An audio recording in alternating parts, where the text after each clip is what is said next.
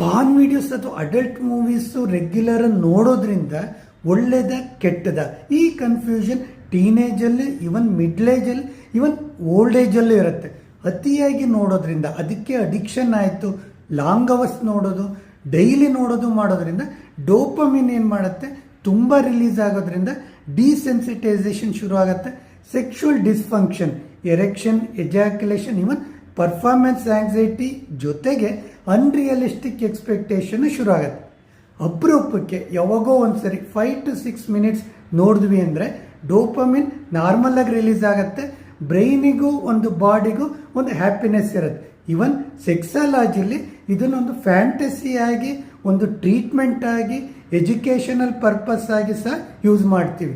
ಅಂದರೆ porn video ಒಳ್ಳೆಯದು, ಅಪರೂಪಕ್ಕೊಂದ್ಸರಿ ನೋಡಿದರೆ.